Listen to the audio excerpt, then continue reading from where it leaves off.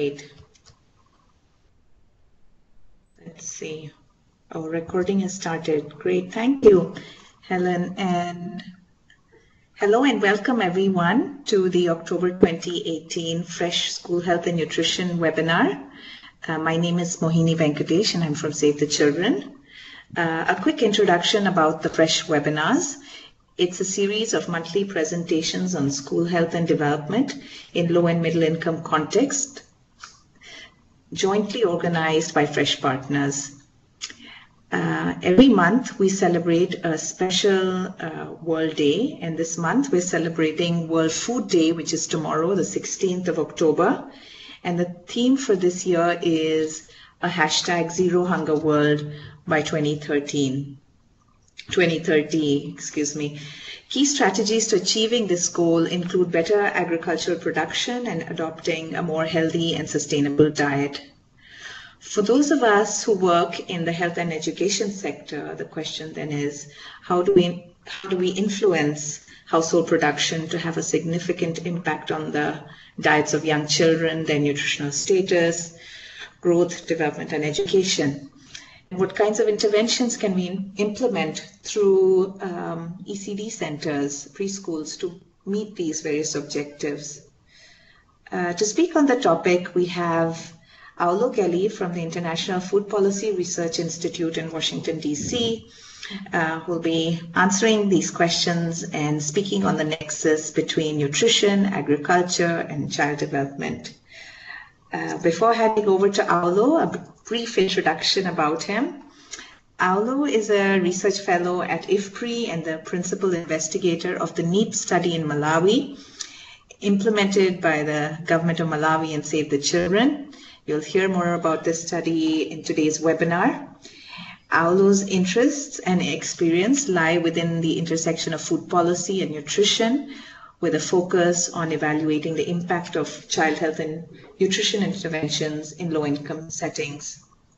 His background is quite varied, actually, from physics to neurology, development economics, food security, public health. Aulo, I'm amazed you've managed to do so much in what people would do in multiple lifetimes. And your work at IFPRI has centered around understanding trade-offs across systems linking nutrition, agriculture, and health. And Aulo's work builds off of years of studying homegrown school feeding, which is a school's meals model that provides diverse foods that are locally sourced by smallholder farmers and processors in schools. So we'll hear more about the study in Malawi, and for this, Aulo, I hand it over to you. It's great to have you with us today. Thank you very much, Mohini. Thank you very much for the very kind introduction, and good morning, good afternoon, and good evening. I've seen that there's people from all over the time zones, so it's a real pleasure to be here with you and talk to you a little bit about a study that has been yielding some very interesting results. And I'll be talking for about 40 minutes, and it's really a collaborative piece of work that combined efforts from IFPRI, but also a lot of implementation efforts and linkage network efforts from Save the Children, both in the US, in London, and Malawi, and a strong collaboration with the University of Malawi, Chancellor College, that really made some of this research possible. Lots of co-authors. I'm not going to acknowledge everybody, but really this is really a team effort that I'm just going to talk about, and hopefully you'll have you'll share some of the interest that we've and enthusiasm, I guess, in the results that we've been able to examine so far. As Mohini says, so I came to this work a few years ago when I was looking at homegrown school feeding, and the whole idea there was to try and see whether school feeding programs are very popular. Every country in the world that we had data for pretty much had a school feeding program operating at some scale. And there was a lot of interest in trying to see if school feeding programs that benefited kids could also provide broader benefits to communities and in particular to farmers. The whole idea was to link farmers to markets, smallholders that were sort of market constrained, And basically through a school feeding program that would run throughout the year, would provide a stable and safe market, I guess, for farmers. And but unfortunately, it's a very nice idea, but there's very little evidence that this actually works. So back a few years ago, we were talking with Natalie Roshnik, who's also a co-author on the study, about some very interesting work that SAVE was doing in Malawi that really involved these community-based preschools. And from preliminary work that we had done at the time, these preschools were providing meals to kids, relying entirely on contributions from the community. And what we found is when these centers actually provided meals, these centers would actually last a little longer. So many of these centers are informal, and when part of another study undertook a fairly large-scale randomized trial, actually, they undertook a baseline survey and then went to track some of these CBCCs, they found that a lot of these had actually stopped functioning. But those that were functioning, a lot of them had provided meals. And meals seemed to provide a sort of nice anchor, both for kids, but also for the community in terms of rallying people together around preschools. So we were able to design a trial, actually, around this idea. Because once we looked at some of that data that was coming out, these meals that were being provided on a voluntary basis were pretty healthy and compared pretty well with standard meals that were provided as part of school meals programs. Bearing in mind that these are all community sort of resourced meals, it was actually quite remarkable. So we were able to actually design a study that focused on this element and tried to systematically explore the provision of these school meals, preschool meals. But really, the idea was to use these preschools as a platform to provide information around nutritious foods, about how to use nutritious foods better in a diet, about how to produce nutritious foods, and the benefits of incorporating these foods in households. And that would not only benefit the kids who are in preschools and eat those meals, but if the parents actually learned how to cook these meals better at home, they could actually benefit a broader range of household members, like the younger siblings of the preschoolers, who are probably in a sort of more vulnerable age in the first sort of 1,000 days, but also reach other members of their households more broadly. And so over the next 35 minutes, I'll talk to you about this trial and an additional study that actually looked at what happened to these communities 12 months after the trial had ended. So we were able to look at whether the impacts of the trial were sustained or not, and we were also able to cost what the intervention actually costed. And there are really three takeaways that I'd like you to sort of take out of these 40 minutes. And we started to write those up in paper. But these three are, firstly, that preschools really worked remarkably well in terms of a platform to scale up an agriculture nutrition intervention. And they benefited the preschoolers themselves in terms of diets, which are the primary outcomes of the study. They benefit their younger siblings who are not attending preschools, and their diets also improved. But as you'll see, not only did their diets, but they actually benefited in terms of linear growth as well. And caregivers at household level also improved their knowledge about nutritious food and also about production, and changed their production systems towards a more nutritious food bundle. The second point is really around the full cost of the intervention, which worked out to be about $100 per preschool child.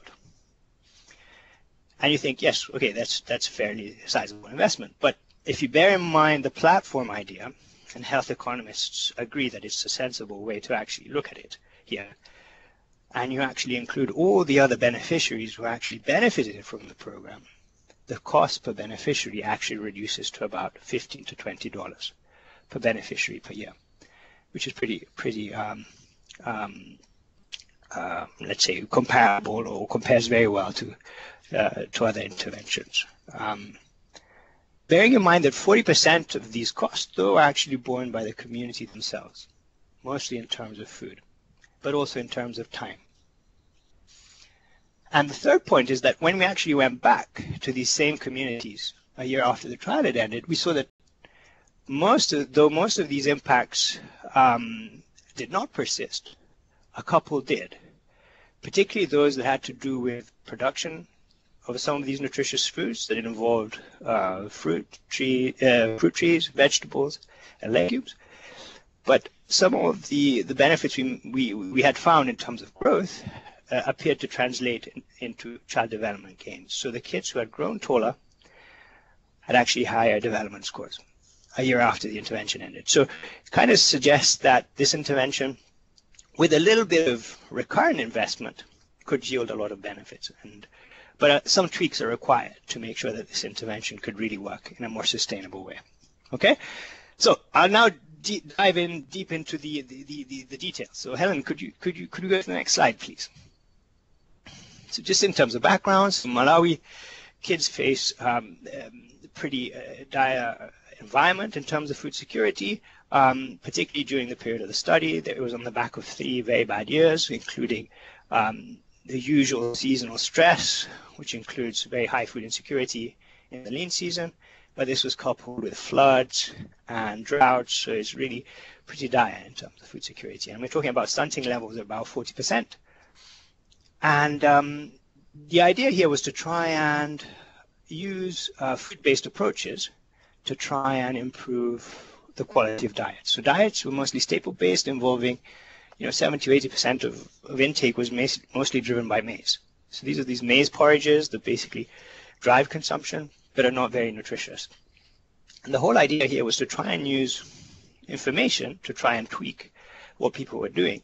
So instead of just using maize in their porridge, maybe mixing it up with some groundnut or some bean flour and things like that, just to really enhance the diversity of the diet. Next slide, Helen, please. So the NEEP study is really a one-year cluster randomized trial where we use an early childhood development center, or in this case, a community-based childcare center, as it's known in Malawi, to scale up an integrated agriculture and nutrition intervention with the primary goal of improving the diet of preschoolers, but also looking at nutrition and development more broadly. Next. As I said, we were able to also, on top of the trial, design an additional survey that went back to the field 1 year after the intervention had stopped, so 2 years after the baseline, to really look at whether some of these impacts have persisted 1 year after the implementation ended, and also look at the costs of the intervention. Next, please. In Malawi, the early childhood development space has received renewed interest, and the government of Malawi is leading an ambitious program under the Ministry of Gender, Children and Social Welfare that is trying to scale up its support to early childhood development sector in the form of these community-based childcare centers and parenting groups, which are essentially groups of parents of children in that preschool or 0 to 5 or 0 to 6 age group who are trained on how to provide improved care and stimulation to young kids. The community-based childcare centers, or CBCCs, there's about 14,000, I think, across the whole country, and they're volunteer-based, volunteer-staffed, and provide 3 or 4 hours of care per day for free, staffed entirely by volunteers. And some of these centers actually organize themselves to provide meals. But where they don't, or where they struggle, lack of food is really seen as one of the main causes of absenteeism and lack of participation in these centers by the preschoolers.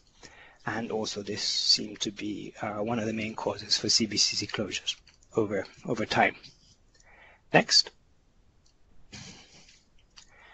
So this diagram here highlights the intervention that we had designed on the back of early work that Save the Children had done in Zomba. This is, I should have mentioned, the trial is set in Zomba in southern Malawi, where Save the Children had been piloting these two elements that we integrated in a single intervention. On the one hand, the idea was to provide training on how to use nutritious foods better, so training on nutritional seasonal meal planning and recipes, training on nutritional needs and optimal feeding practices for young children, and training on food preparation and hygiene, really using the preschool meals as an excuse to provide information more broadly on how to improve diets and food-related behaviors.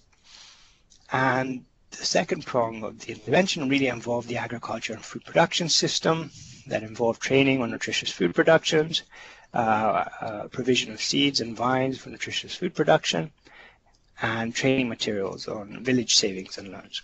So the whole idea was to, try to emphasize the need to diversify both production and consumption. So a bundle of foods were being promoted in terms of the benefits that they could give when incorporated in a diet, but also in terms of production and consumption and production and sales. So the whole idea is to support the production system for a range of crops, including orange maize, which is a sort of traditional variety that is grown in Malawi already, that's very rich in vitamin A.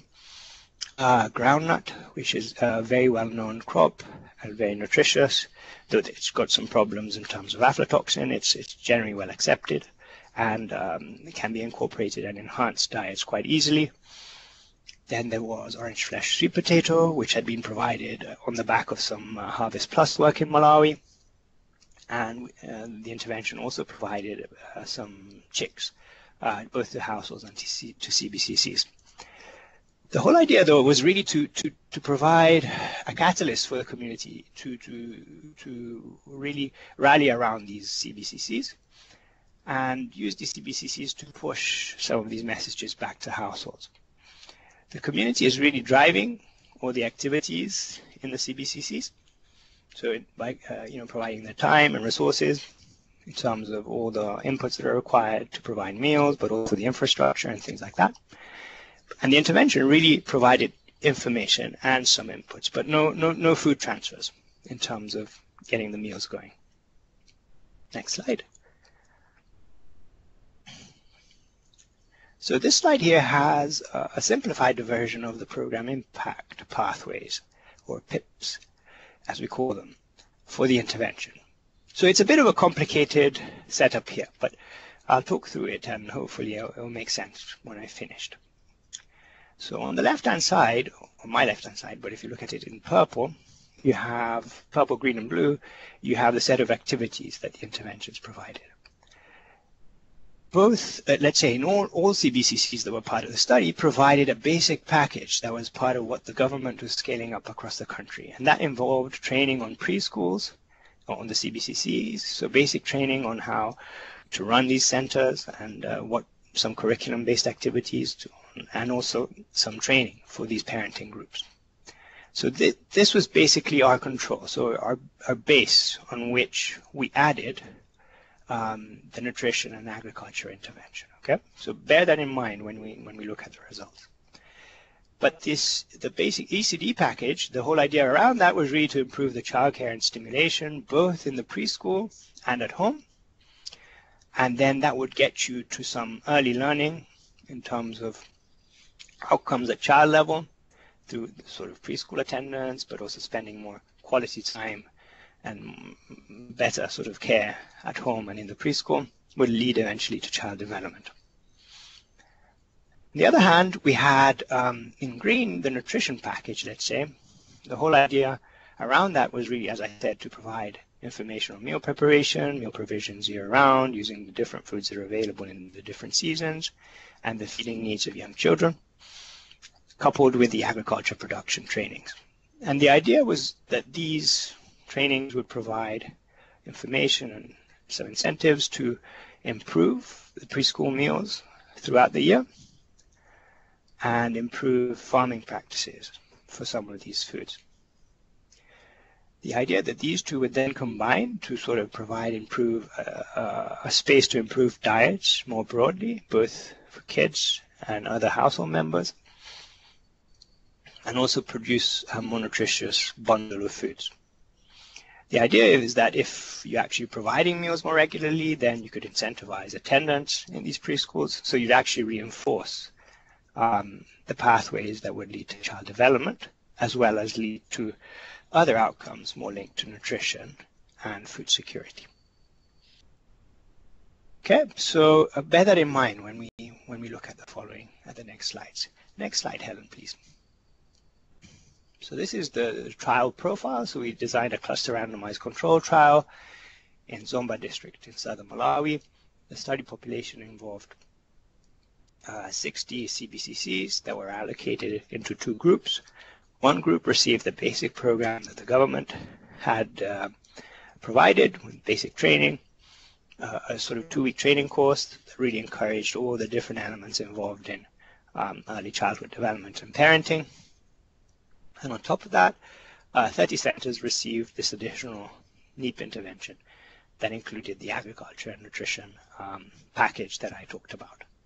So we had about 600 households in each arm, about a little more than 650 kids, I'd say 1,200 kids in the preschool age group, and about 300 kids in the younger sibling age group, 6 to 24 months.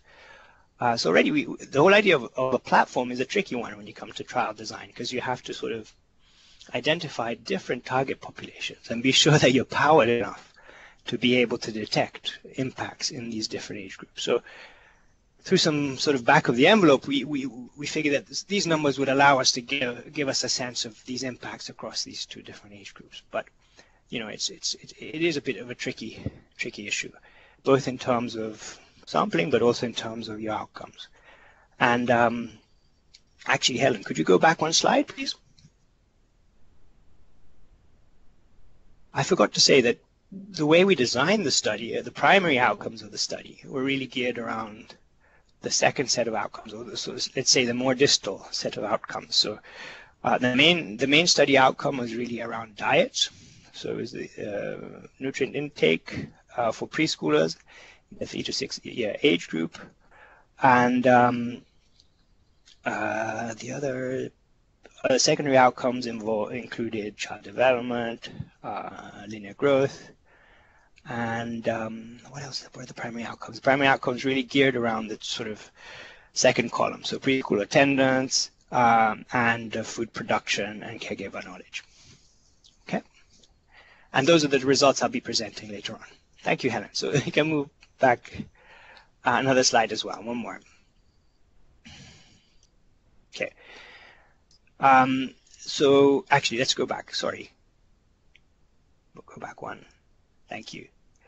I'll use jet lag as an excuse. So I just landed from an 8-hour flight. So bear with me if I'm a bit more confused than usual. But so the trial itself involved 2 rounds of data collection. We collected data at baseline in October 2015, and we had an end-line survey 12 months after that. And the sustainability survey essentially replicated that design, but we went back to the field 2 years after baseline. Okay, one more slide, Helen, please. For the costs, we collected data retrospectively using semi-structured questionnaires, and we included both financial and opportunity costs. So what does that mean? So these programs have a financial cost component, which is essentially what the implementers spend, the money that they actually spend in terms of running these programs. So in this case, it was really involving designing the training manuals, providing the trainings, providing the inputs, and doing some follow-up and monitoring. But if we only limited at the financial cost, we wouldn't really get a handle over really all the resources that are going into running the program. So these are what economists call the opportunity costs, or some of the hidden costs, or costs that are, you know, some of these volunteers. So we actually, what does that entail? That entails actually putting a value to all the in-kind contributions, cash and in-kind contributions and time contributions, I guess, that the volunteers made. So this can be quite a tricky and tedious exercise, but at least it allows you to get an envelope of costs that will be required to run the program, but also a full sense of what the cost would be in terms of full implementation costs, including costs at the community level. For the survey, so the survey itself was pretty complicated. We had a very large household level questionnaire, bearing in mind all those different pathways that we had to measure. So we had to measure what households were producing, we had to measure what kids were eating, we had to measure their child development scores, we had to measure their height, their weight, and we had to measure women's time. So one of the things I didn't talk about in the pathway was a green box that basically highlighted that essentially the production and consumption pathways and the child development pathways are really hinge on women's decision making and role in decision making in the household. So that gender clearly played a critical role in mediating those potential impacts. Okay, so we used the Women's Empowerment in Agriculture Index to get a good sense of that too. So these surveys were mostly quantitative and took a long time. And in terms of the dietary or the primary outcomes, these were 24-hour recalls, quantitative 24-hour recalls.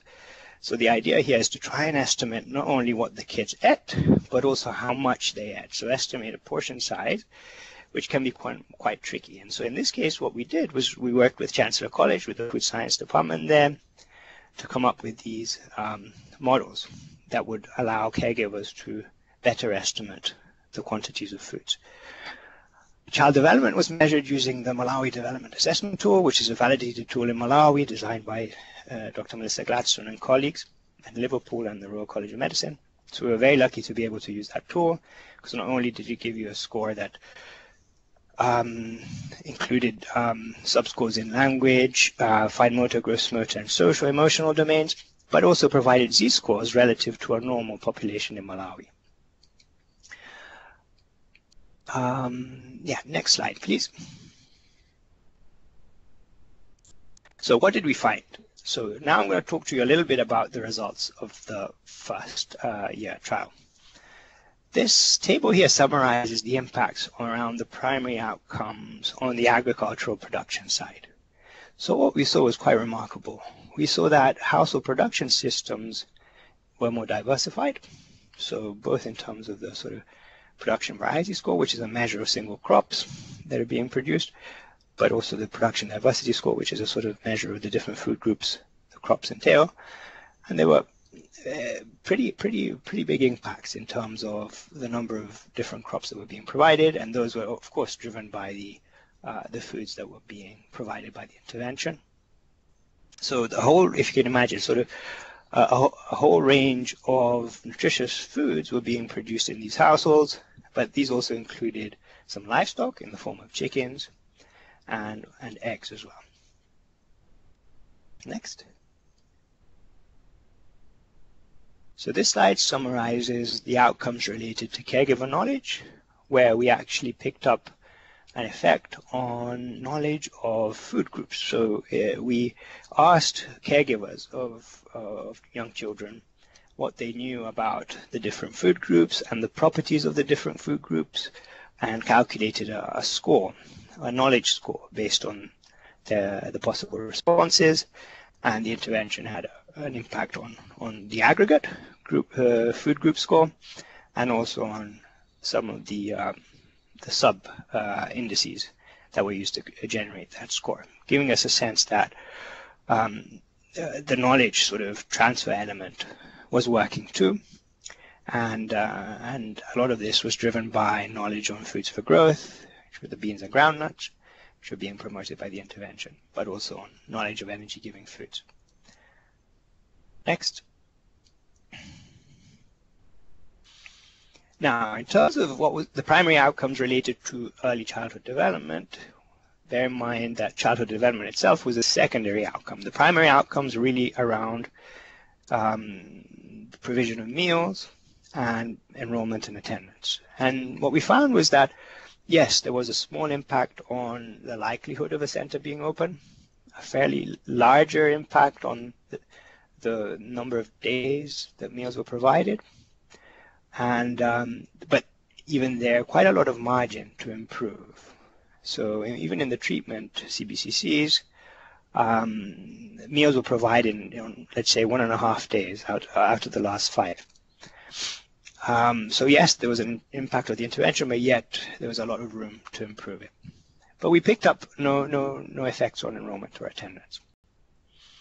When we did measure the quantities of foods that were being provided in the CBCCs, when the CBCCs provided meals, we found that not only were the meals better quality in terms of the diversity and the range of foods and the quality of the foods that were being provided, but there were also a larger quantity of portion sizes that were being provided as well. Next. So these results are a summary of the primary outcomes with regards to children in that sort of preschool target group. Here we're kind of summarizing nutrient intake results for energy, for protein, and for iron, and with fairly large effect sizes, what we picked up. And I think of the 11 nutrients that we considered, we had effects around 7 of them. And these also resulted in increased mean probability of adequacy, which is a sort of indicator that you can use to sort of aggregate what these impacts mean in terms of the adequacy of a diet.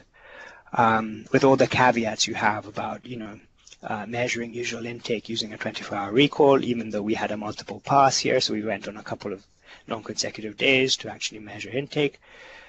So it was, a fairly good measurement with all the caveats, but, fairly remarkable in terms of the range of nutrients and the size of the effect.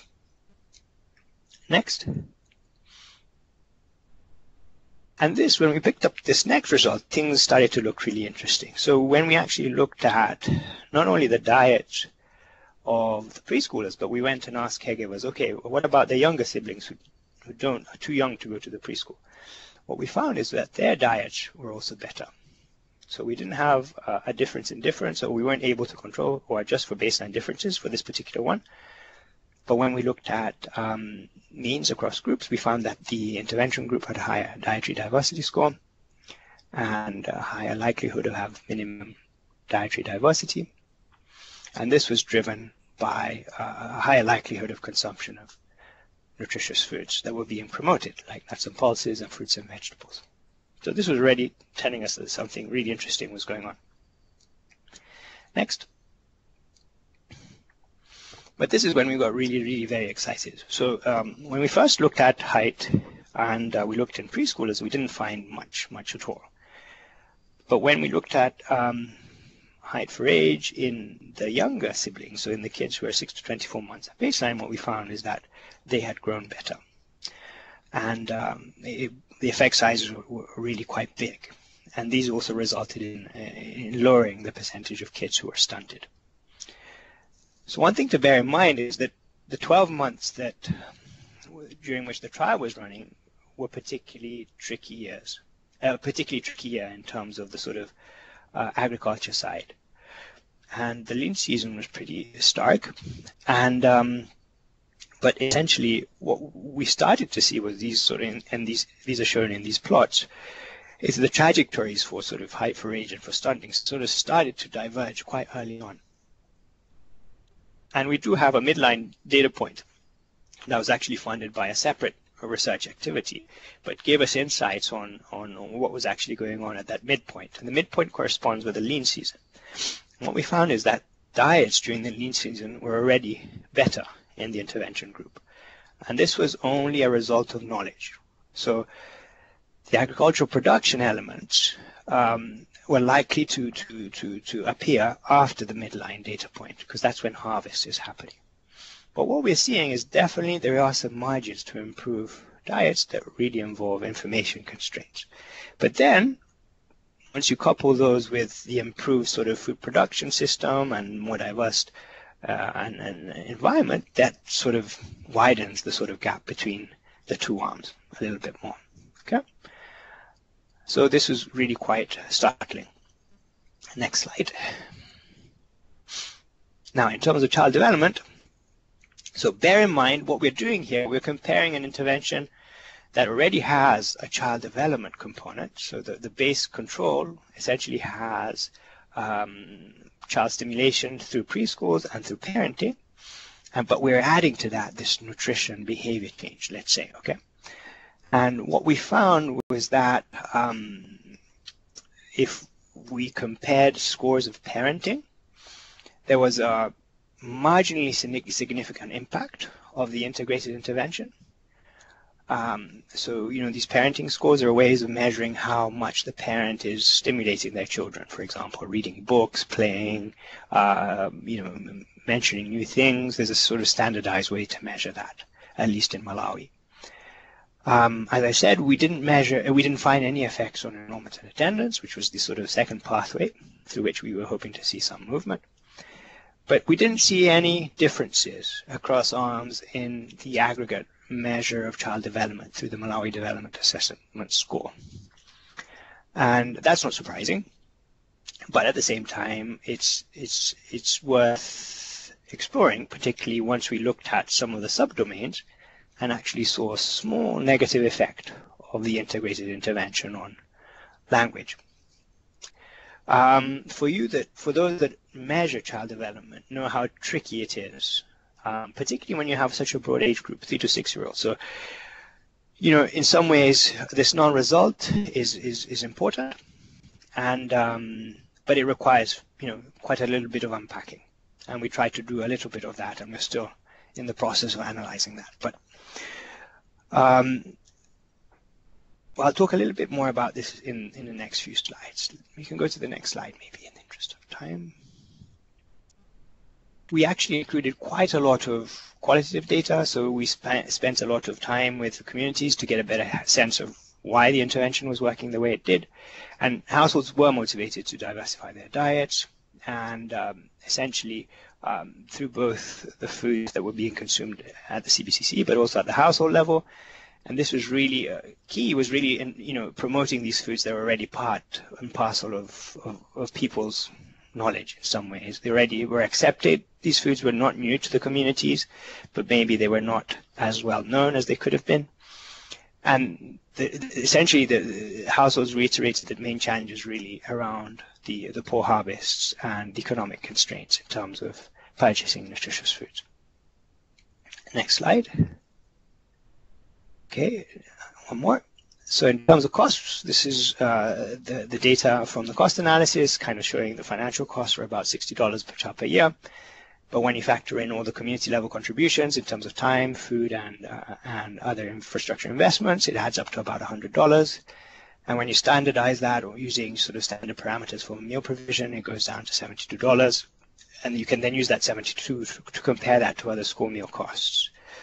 Out of the cost, the total cost, 34% of the total costs were mostly operational, and food was about a third of total costs. And that essentially was a community level contribution. So the food was entirely sourced by the communities. Like I said, if you do, we did some sensitivity analysis to broaden the view of beneficiaries to actually include those that benefited from the program, not just the preschoolers. And if you do that, then the cost per child drops considerably to about that under $20 per child per year, which is, quite a significant sort of reduction. Next slide. So after 1 year, what we found was that our agricultural production system changes were sustained, particularly with regards to production of fruits and vegetables. What we also found was that parenting scores were better in the treatment groups. But all the other effects that we saw at 1 year had disappeared. So we didn't see any effects on caregiver knowledge, we didn't see any effects on CBCCs being open or meal provision, and we didn't see any of those effects that we had seen on diet. Next slide. So what we saw was that the preschoolers who hadn't responded in terms of height, despite getting a lot of much better food in that first 12-month period, actually had higher or greater height for age after another year. So maybe they took a little longer to respond than their younger siblings, who are at a more plastic, phase of their growth. But when we actually measured them in terms of the sort of preschool skills, including early literacy and early numeracy skills, we didn't see any differences across groups for both math and literacy. So these kids had aged out. So basically they had become too old for the MDAT tools to be useful. So we had to introduce some tests that were able to sort of tease out some of these possible differences, but we didn't see anything. But what was very interesting was that when we looked at child development in the younger siblings who had grown more in those first 12 months, after an additional 12 months, they had a much higher aggregate child development score. We're talking about 0.4 standard deviation, so pretty sizable effect size that was at the aggregate, but also in 3 out of the 4 child development domains. So really highlighting that there's possibly evidence of a true signal here. Unlike the child development score in the older siblings at 12 months, where we didn't have a result in aggregate and had a much smaller result in one of the subdomains, in some ways this result here is a little bit more, a little bit stronger, and gives us a sense that it's more akin to a true signal rather than noise. I mean, these measures have a lot of measurement error. You can imagine, for those of you who have used child development tools, these are a tricky measure. It's not like doing a measurement of hemoglobin. Getting a young child to respond to you is actually quite tricky. But in the interest of time, let me just go on to the next few slides and conclude. So what we found is that these preschool platforms work as in order to scale up these agriculture and nutrition interventions, and had important effects across diets, nutrition, and agriculture domains. The plausibility of these important findings on nutrition in particular, nutrition of the younger siblings, are supported by the impacts that we had on caregiver knowledge, on YCF practices, and on strategies to improve diets. So essentially have some rigorous evidence that suggests that preschools are an effective platform to scale up nutrition interventions. And as this model is driven by contributions by parents and the community, it could provide a financially sort of sustainable option for government scale up. Next slide. However, in order to maximize the investments that are made through the intervention, what we've seen is that the sustainability survey suggests that, to have benefits that last over longer than the sort of intervention period, you require some additional sort of nudging, and some recurrent investments or recurrent implementation is likely required to maximize these benefits. So some refresher trainings to reinforce this messaging are pretty important. However, some of the benefits that you've accrued in that first year do carry on, and these benefits may have some very important consequences in terms of child development. However, understanding the cost effectiveness of what it all means in terms of scaling it up and how much it costs and how effective it is really an important area of future research. And just concluding, the very interesting thing is that the government is actually taking on board these findings, and they're actually scaling up the intervention in 14 districts across Malawi starting from next year, providing us maybe an opportunity to look at these issues around scale up and sustainability in more detail. But thank you very much. I've talked for three minutes extra. So over to you, Mohini or Helen. Oh, let me thank everybody. Let me thank the whole team that really helped to get this study underway. So at IFPRI, Save the Children, Chancellor College, University of Malawi. Let me thank the implementers, Save the Children, and the local partners, and of course the funders. So this was a funding effort from Save the Children, the sponsorship, NEEP and Imana grants, USAID, the Gender and Assets Project, GAP, and the A4NH program at IFPRI. And of course thank all the research participants who really were very patient when we were doing all the data collection. Thank you very much. Thank you, Aulo. Thank you for that presentation, in which you really detailed the intervention and the results.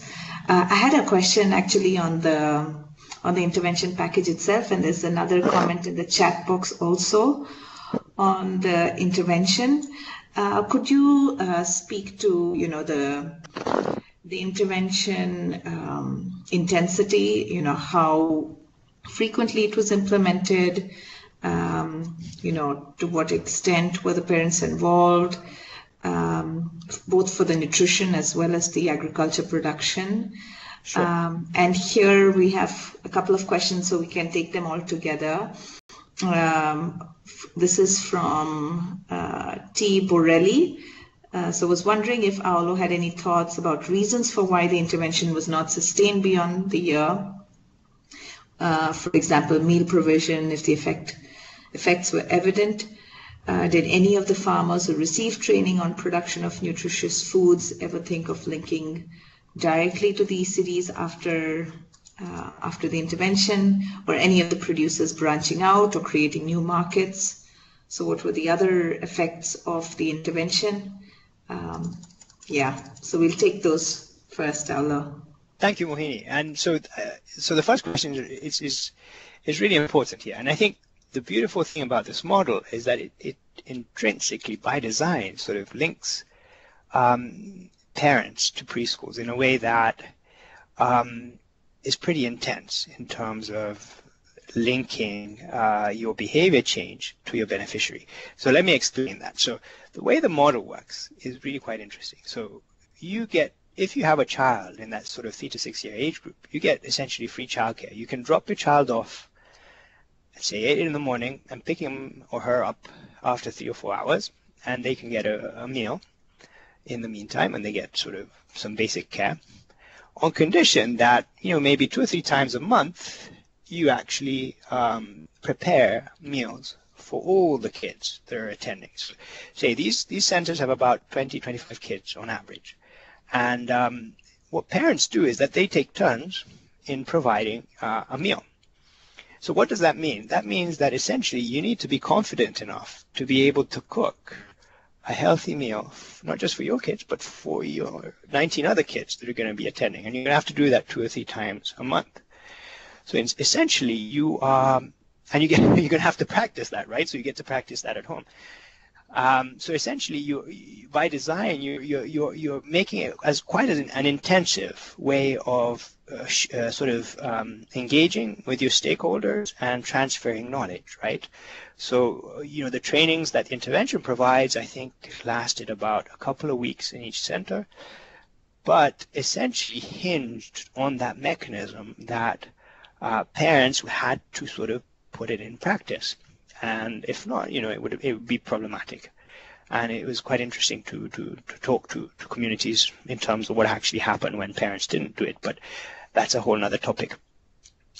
But it's at the heart of the intervention itself. And I think why the platform worked so well was essentially the parents and the CBCCs and the preschools were so closely linked together. These communities-based preschools are really very close to the households that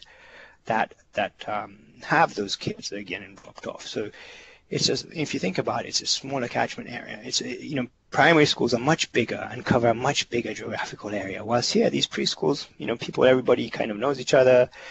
There's a community that sort of manages these programs, and these village savings and loans, which I haven't talked about, are another way of sort of helping the community organize itself around the preschool, not only to provide a meal, but to bring in the sort of economic angle to it. But that's something also that I think that requires a lot more investigation, and it kind of ties up to the second question in terms of the sustainability. So in some ways, is it fair to expect to see results that are sustained?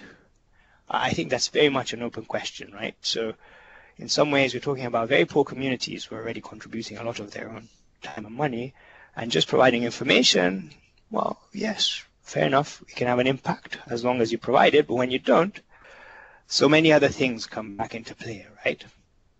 So in some ways, it's not too surprising to see that a lot of the changes that we saw were really not sustained, but it's encouraging to see that the recurrent trainings, that refresher trainings, put it that way, that are required would be a really fraction of that financial investment that is made during the first year.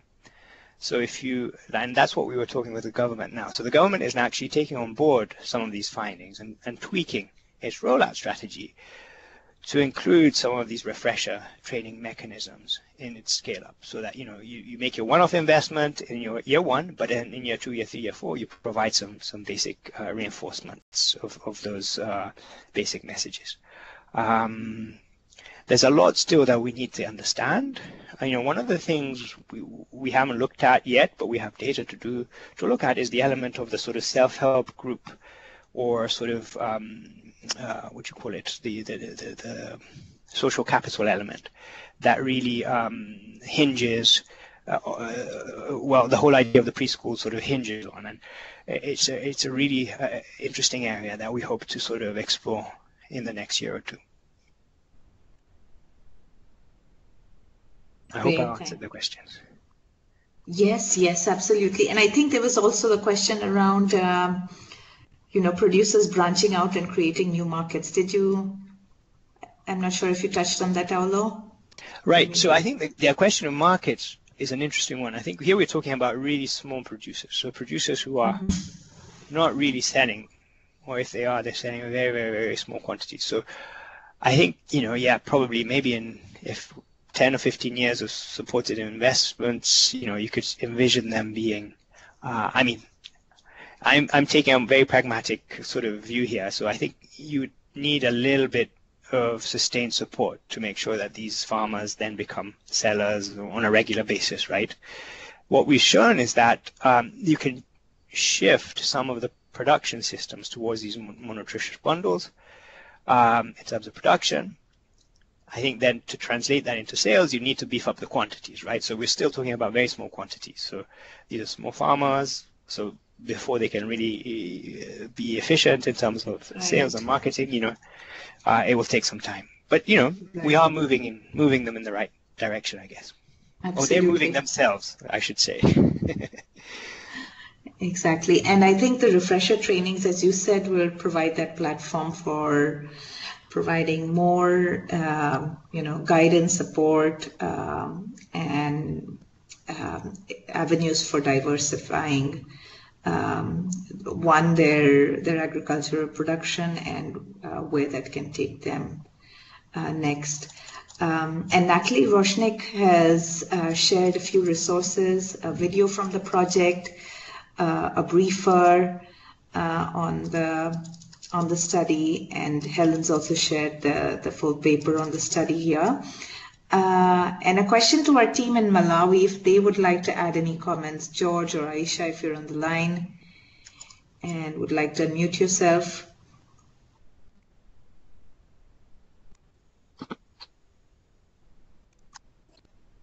Hi, Mohin.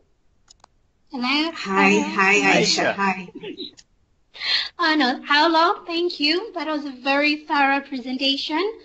You've done a great job, and I think covered pretty much everything that we would want you to cover. If there are any questions that people would address, especially on the intervention that Aulo hasn't addressed, then feel free to do so. Great. Open invitation from Aisha. Thank you so much. And Aisha, I could agree more. Aulo, that was an excellent presentation. If there are any questions on the intervention itself or the research findings, please feel free to type in or unmute yourself. There are a couple of questions that have just come in. Helen's asking, Aulo, if you had to do the study all over again, what would you do differently? Study, and then a question from Bargus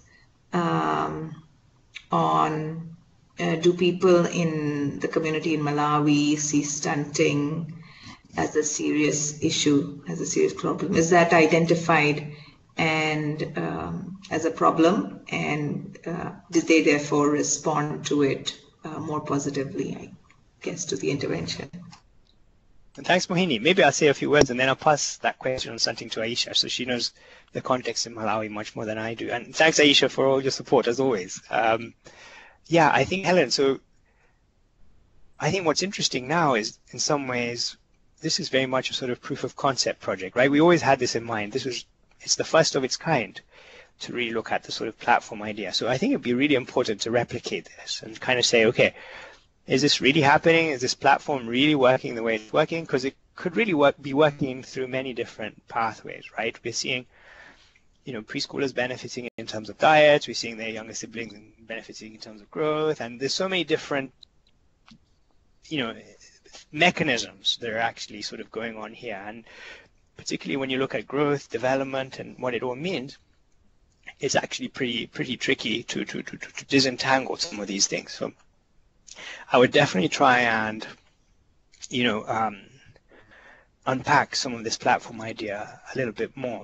And but it is complicated. So, I'm sure the Save the Children team can comment on how complicated it was, to be able to not only implement. I think the implementation effort that Save made was fantastic, in some ways, to try and roll everything out. And the way they did it was through the agriculture extension officers. So it was really far-sighted in the way they designed sort of their rollout strategy, really, to try and really engage with the government agents so that as to make that more sustainable. So that's another question, how do you sort of involve actors that can, then continue the activities beyond sort of the life of the project? But, it really has opened more, like good researchers. We have more questions now than when we had before the study started. So I'll pass it over to Aisha. Thanks, Aulo. I think I'll just touch a bit on the stunting. I think based on what people have seen in Malawi, the numbers are actually very high. And I think that has actually prompted the government and all those partners working in the nutrition as well as other sectors to actually look into that. So when you look at, the way I would look at it is that that's actually an opportunity that the study did try to capitalize on. And that's something that when you look at the communities we're working with, they do realize that it's a problem. So while in the past it was more of looking at it from, that tradition aspect where there is a cultural aspect attached to it, where maybe they might attach the reasons behind it to other things. But based on the trainings that we have been implementing in the communities, it's sort of given the communities an eye-opener to that this is something that they can actually do something about. So there is more willingness from the community. And even when it comes to government as well, they're really, really working hard to see that this is actually something that's being addressed. And that is why if you look at stunting levels, they've actually now reduced quite substantially, I think, in the last 10 years or so. I think that's what I would want to say. Thank you, Aisha and Aulo. I think we're coming close to the end of the hour. And just another, like a comment or maybe just to throw in another idea, thought for your future research and programming. I work with my colleagues in Indonesia, where they have what is called a holistic integrated early childhood development program, where they're looking at preschools as the venue for, or the platform for early childhood development, of course, but also nutrition, health, and they also link that up with health posts, which cater primarily to the 0 to 2-year-olds. So for those kids who don't have older siblings in schools, coming to this center, which is a health post and also early childhood development center, they're able to get the benefit. Their parents are able to get the benefit of that nutrition education. I don't think there's any agriculture production education happening, but just wanted to mention that there are platforms like what you've developed in Malawi, and perhaps there's a lot of opportunity for cross-learning from, what you're doing in Malawi to what's happening in Indonesia or another country, where preschools are a much more holistic platform for child growth and development. So with that, I'd like to thank our presenters again and thank all the participants who've made it to today's webinar and been here asking questions and listening in. A quick announcement on the next webinar. It'll be our last one for this year, and that's on the 15th of November, same time, 9 a.m. Eastern time in the US. And we'll be commemorating World Toilet Day and listening to presenters from UNICEF and WHO on recent global estimates on wash in schools. So stay tuned, and we'll be sending out the invitations for that. And we'll also be sharing the recordings from today's webinar on www.schoolsandhealth.org and our other platforms. So thank you so much for joining. Thanks, Aulo. Thanks, Helen. Thanks, everyone. Thank you, Aulo. Thank you. Mohini. Thank you very much. Bye-bye. Bye-bye. Bye.